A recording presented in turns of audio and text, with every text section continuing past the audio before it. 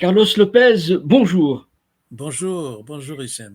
Vous êtes connu pour être un universitaire, un auteur de plusieurs livres et vous avez surtout aussi écrit un livre remarqué en 2021, euh, L'Afrique et l'avenir du monde, un titre très prometteur. Mais aujourd'hui, si vous avez un chapitre à rajouter, que diriez-vous à ce propos?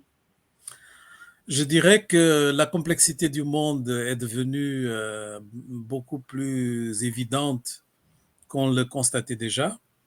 Et donc, nous avons avec la guerre en Ukraine la possibilité de voir une accélération d'un certain nombre de phénomènes, notamment ce que dans les girons anglo-saxons on appelle de decoupling, c'est-à-dire une divergence entre les économies occidentales et surtout l'économie chinoise et donc les pays qui vont de plus en plus s'associer à la centralité de la Chine. Et donc nous avons constaté que ce type de tension était déjà présent avant la pandémie avec la guerre commerciale qu'avait déclaré le président Trump, mais ensuite un certain nombre de développements dans le monde technologique et qui maintenant s'accélèrent avec les transitions climatiques. Et moi, je suis convaincu que la guerre d'Ukraine est un peu la conséquence de cette tension beaucoup plus grande et beaucoup plus structurelle. Oui. Et donc, c'est la manifestation un peu d'un pays comme la Russie, qui dépend énormément des combustibles fossiles et d'une économie qui va disparaître et qui vit une transition démographique qui est une des plus dramatiques du monde, avec une réduction de sa population qui est considérable, dont cet attachement, disons, à tout ce qui est russophone et à son histoire, parce qu'effectivement, la pression démographique en Russie est gigantesque, et donc il y a un vieillissement, une réduction de la population. Donc, si on voit un peu les grandes tendances, Oui, elles restent, Hichem, les mêmes, mais elles s'accélèrent. Et oui, donc, ce que j'avais constaté pour l'Afrique reste valable, mais oui. disons, on va avoir une transition beaucoup plus tumultueuse et difficile qu'on avait imaginé. Justement, on entre, vous l'aviez dit, dans un monde fracturé, un monde bipolarisé, hyper bipolarisé. Mais d'abord, l'Afrique, quelles sont ses réponses à elle? Comment elle va pouvoir réagir? On voit cet antagonisme et peut-être l'Afrique va être l'otage de cette bipolarisation, non? Oui, disons, dans le court terme, les choses ne sont pas gaies du tout. D'abord, il y a la crise alimentaire qui est provoquée par aussi bien des difficultés de logistique, euh, aussi bien provoquées par des questions d'approvisionnement que par spéculation. Parce qu'effectivement, quand on constate, selon les analystes, la quantité de céréales qui existe actuellement dans le marché, donc on est à des niveaux de stock historiques, donc on ne Mhm. devait pas subir autant de conséquences, mais malgré, disons, les difficultés provoquées par l'absence du marché des grands producteurs que sont la Russie, l'Ukraine et la Biélorussie dont on parle moins. Euh, mais je pense qu'il y a effectivement de la spéculation. Donc l'enjeu, c'est que l'alimentation est devenue euh, un élément stratégique majeur. Mhm. Ensuite, nous avons la crise énergétique qui affecte l'Afrique de plusieurs façons. Oui. Bien sûr, elle affecte en termes d'inflation, les prix qui augmentent. La plupart des pays africains sont des importateurs nets de combustibles fossiles et même ceux qui en produisent pour exportation de brut importent raffinés. Donc, ça nous affecte énormément. Et ça nous affecte aussi du point de vue des investissements parce qu'il y a énormément de découvertes de Oui. combustibles fossiles récemment en Afrique, mais disons, le financement va devenir très problématique. Mhm. Et finalement, la troisième crise, c'est la crise macroéconomique, qui est une Oui. crise provoquée par le manque d'accès au marché de capitaux, avec toutes les sanctions qui sont en plus des éléments perturbateurs majeurs dans la volatilité de nos monnaies et notamment dans la gestion que nous faisons habituellement Oui. disons, de la dette, parce qu'on vient d'une pandémie où toute la marge de manœuvre a été consommée dans les États. Et donc, nous n'avons plus de marge de manœuvre pour Mm. pouvoir avoir des solutions créatives Mm. ou pour pouvoir, par exemple, comme font les pays riches, Mm. imprimer de la monnaie. Donc, nous avons la, la combinaison de facteurs qui Mm. montrent un court terme extrêmement difficile. Il y avait déjà des sécheresses assez accentuées dans la corne de l'Afrique, une partie du Sahel et de l'Afrique australe avant la pandémie, pendant la pandémie, et maintenant ça continue. Et Mm. donc, vraiment, Oui. il faut s'attendre en 2022-2023 extrêmement difficile. J'avais Mm. déjà prévu ça à Mm. cause de la pandémie, maintenant ça ne fait que s'accentuer. Ouais. Mais je ne peux pas ne pas vous poser la question, et on reviendra à l'Afrique après. C'est-à-dire que le G5, le G7 vient de se réunir et pendant 3 jours, ils ont abordé plusieurs dossiers, 7 dossiers prioritaires, et vous avez évoqué un certain nombre d'entre eux. Mais comment voyez-vous ce directoire, cette assemblée des puissants, et est-ce que vous pensez que ça sert à quelque chose? Bon, ça sert sûrement à ces pays, mais je pense que les niveaux d'hypocrisie qu'on a vu et constaté ces derniers temps à cause de la pandémie, d'abord c'était sur la question des vaccins, mais maintenant je pense beaucoup plus grave avec les transitions énergétiques où on change de position en fonction de ses intérêts. Donc, un jour, on dit qu'on est contre le gaz, le lendemain, on est en faveur du gaz. Un jour, on dit qu'il faut arrêter le charbon en Afrique. Ensuite, on fait un deal avec le Botswana pour apporter du charbon. Donc, nous voyons un niveau d'hypocrisie qui est tellement grand Mhm. que personne ne croit plus à ces effets d'annonce. Donc, il y a eu un effet d'annonce pendant le sommet Europe-Afrique, où on a, quelques jours avant, annoncé le Global Gateway. On a dit que l'Afrique allait recevoir 150 milliards de dollars Oui. ou d'euros, même si dans le budget de l'Union européenne, il n'y a que 33 pour la même période. Donc, on ne Oui. savait pas où le reste venait parce que ce Mhm. n'était pas dans le budget. Et maintenant, on a encore une annonce du G7 qui nous promet des sommes faramineuses pour l'Afrique par rapport à ce qui est habituel. Oui. Mais tout cela ne fait pas beaucoup de sens. Les États-Unis viennent d'annoncer 4,5 milliards de dollars pour aider la sécurité alimentaire en Afrique. Bon, il faut que les gens sachent que les dépenses pour la guerre de l'Ukraine coûtent à peu près 5 milliards de dollars par mois de Mhm. déficit budgétaire.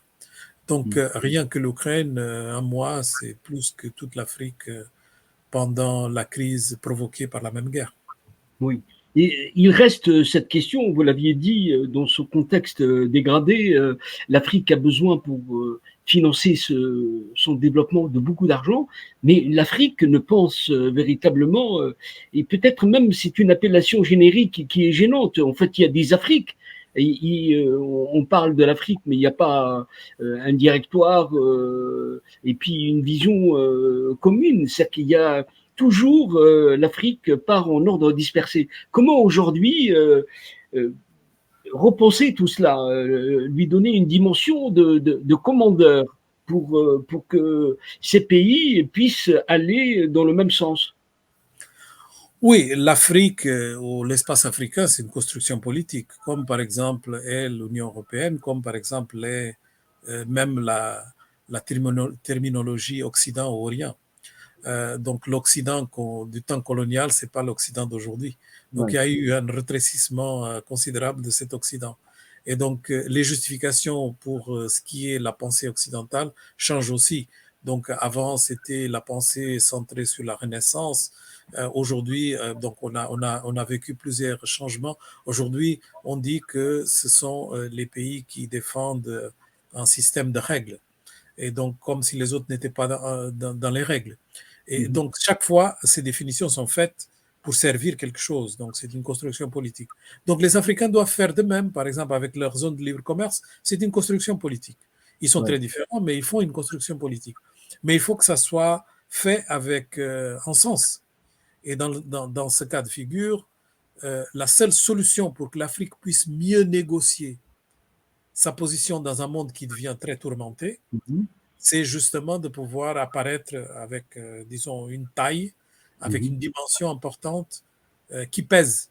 Mhm. Et donc, si on voit que, par exemple, du point de vue énergétique, Mhm. l'Europe devient beaucoup plus intéressée dans l'hydrogène vert, Ouais. comme pratiquement la seule solution, à part le nucléaire, pour pouvoir atteindre ces ambitieux objectifs Ouais. de transition énergétique, et elle ne pourra jamais produire autant d'hydrogène vert qu'elle en a besoin.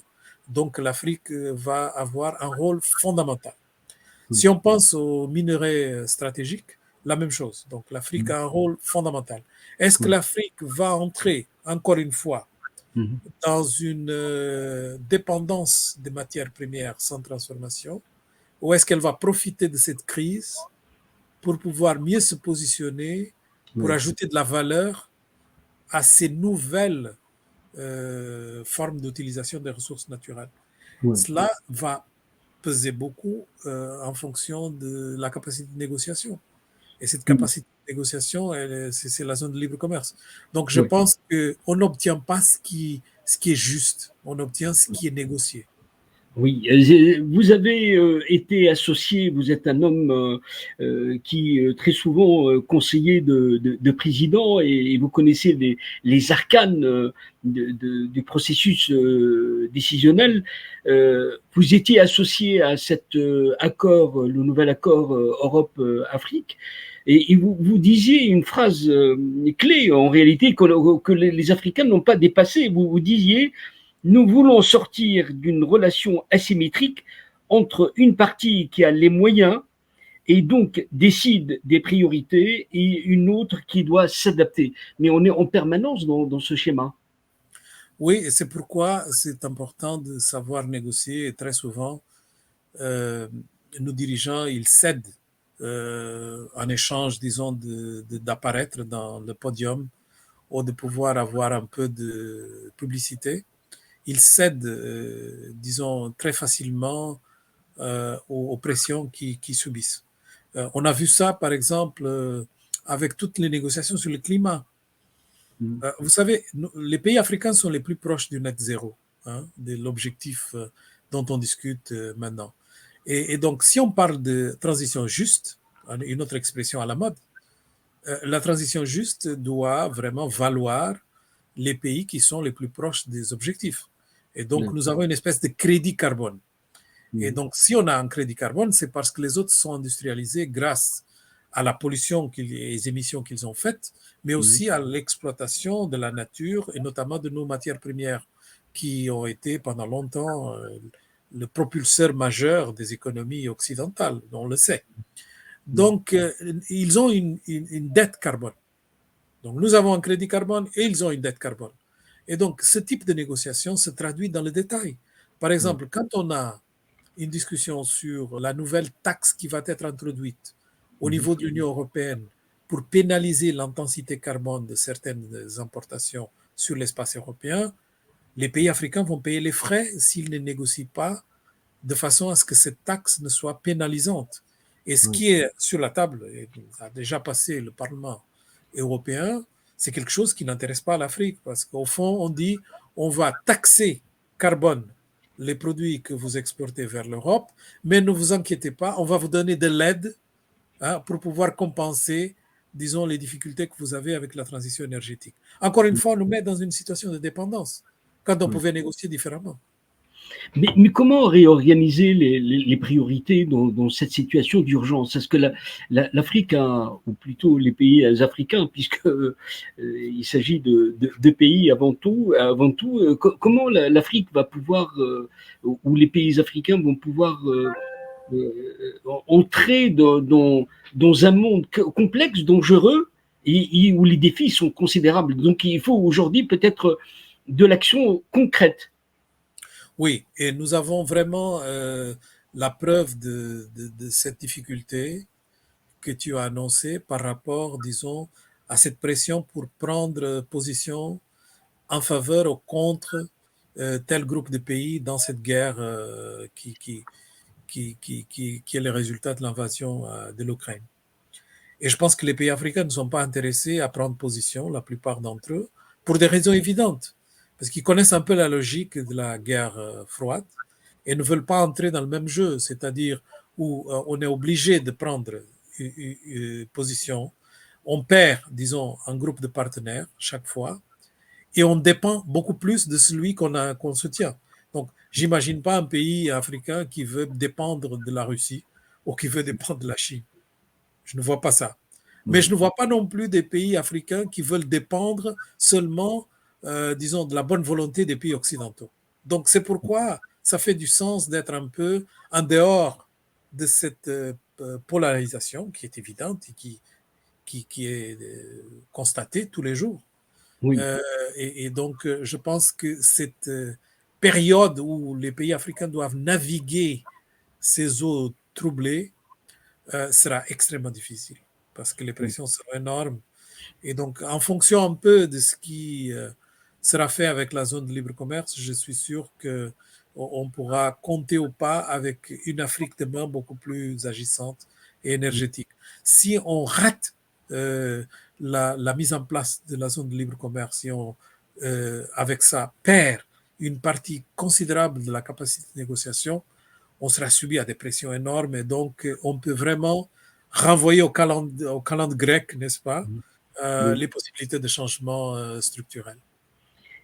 Aujourd'hui, on voit dans cet antagonisme qui s'affiche sur le plan géopolitique la réactivation des BRICS, Chine, Russie, Inde d'un côté, et puis les pays occidentaux de l'autre. C'est qu'aujourd'hui, l'Afrique qui n'a pas la maîtrise de son destin va être obligé de choisir, et vous l'aviez dit à l'instant, c'est que le fait d'être en dehors de ce jeu risque de la mettre hors jeu.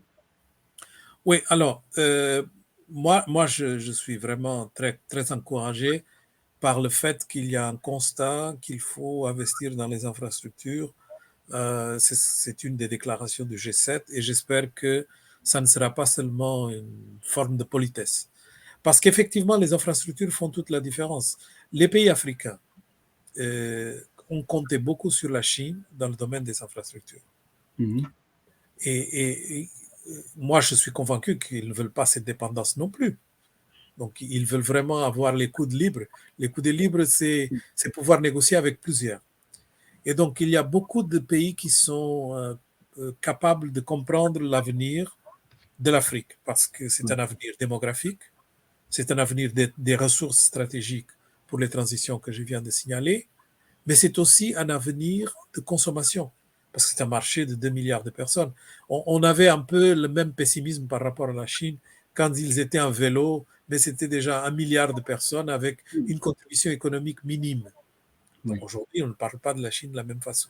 Et je suis convaincu que par rapport à l'Afrique, ça sera aussi le cas parce que tout simplement, nous allons avoir la moitié des jeunes du monde à la fin de ce siècle. Et cette moitié des jeunes, c'est les plus grands consommateurs de technologie, pour une raison évidente. Donc les populations les plus âgées ne seront pas les plus grands consommateurs d'énergie, de technologie. Donc, il y a cet avenir commercial aussi de consommation.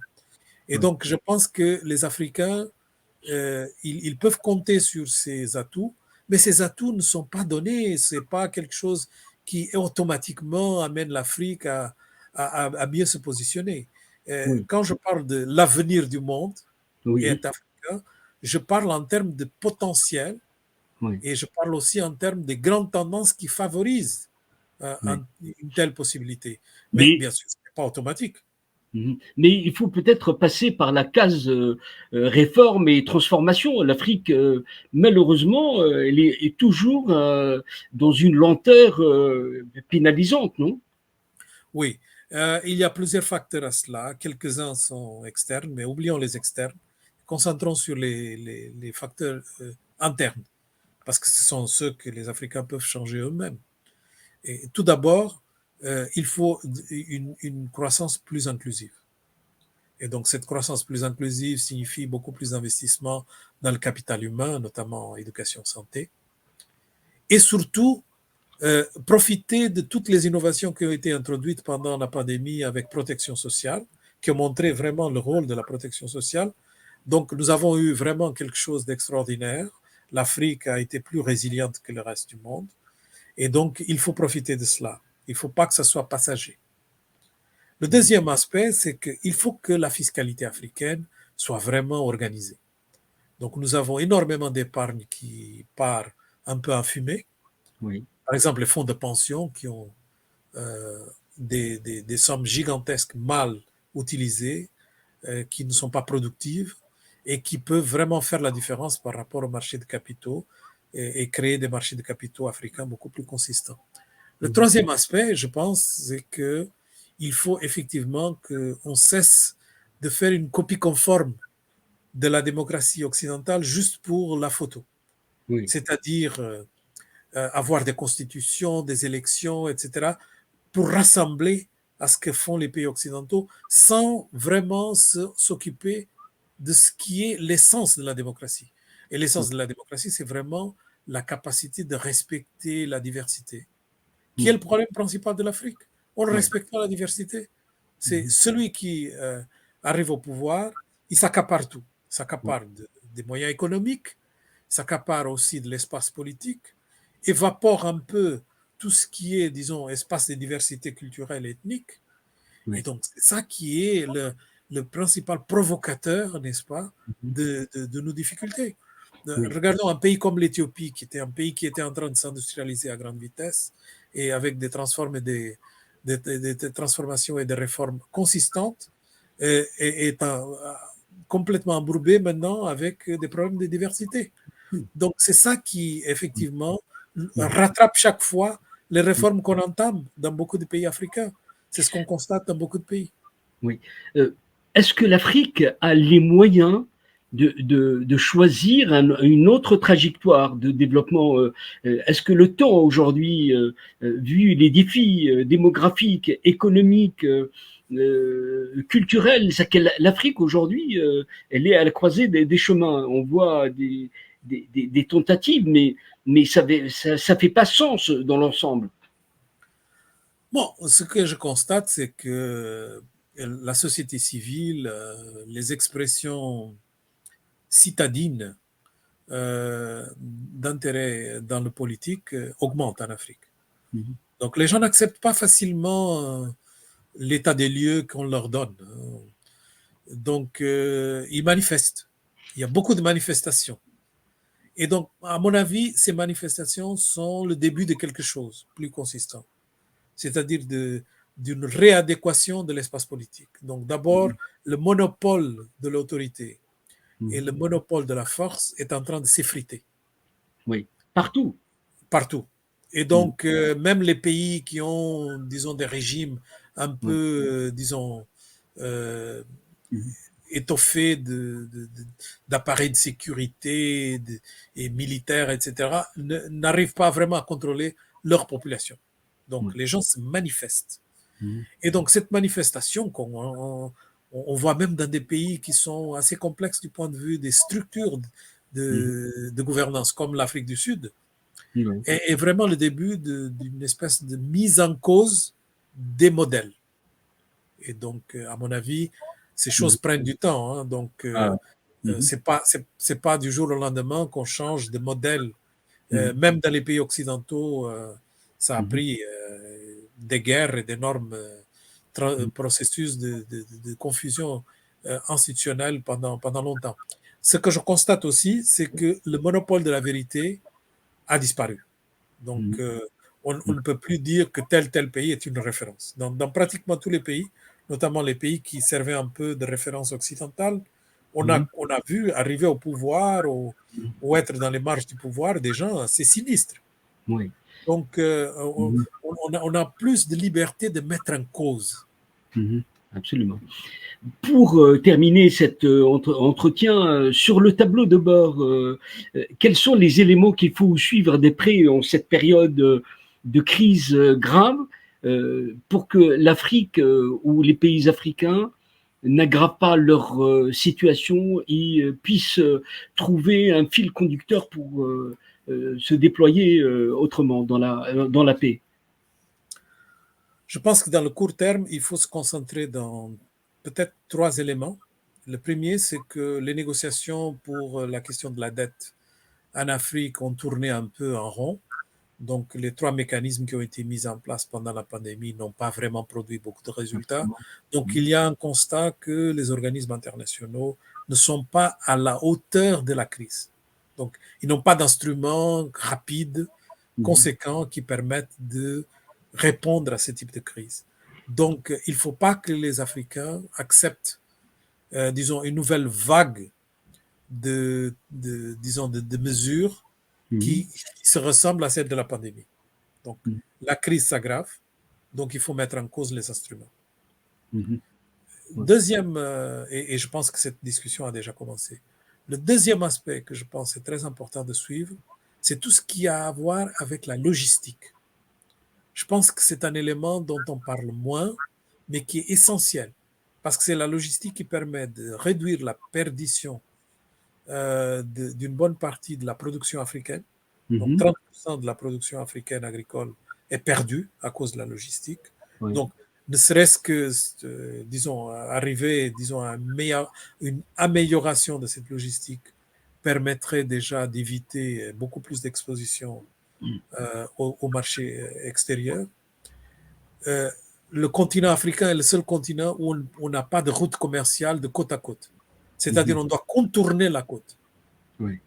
Donc, l'Interland est complètement absent des routes commerciales conséquentes. Donc, il va falloir changer ça. Et je pense qu'il y a beaucoup d'investissements dans ce domaine.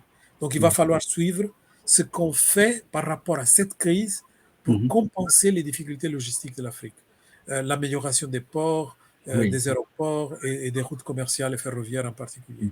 Et le troisième aspect, je pense, c'est qu'il faut vraiment tirer les leçons de cette crise alimentaire. Donc, les Africains doivent consommer beaucoup plus ce qu'ils produisent et beaucoup moins ce qu'ils ne produisent pas. Donc, on a beaucoup de céréales qui sont spécifiquement appropriées à l'Afrique et qui sont probablement beaucoup plus productives à cause justement des difficultés que nous traversons avec le climat. Et donc, il y a très peu d'explications pour qu'un pays comme l'Égypte ou le Bénin ou le Sénégal importe 100% de ces céréales de l'Ukraine et de la Russie. Carlos Lopez, je vous remercie d'avoir été avec nous. Vous êtes universitaire, auteur de plusieurs livres et vous avez vraiment une connaissance intime des économies africaines. Je vous remercie d'avoir été avec nous et d'avoir, peut-être il nous faudra un autre rendez-vous dans quelques mois pour vérifier vos propos. Hein. À très bientôt. Merci. À bientôt. Au revoir.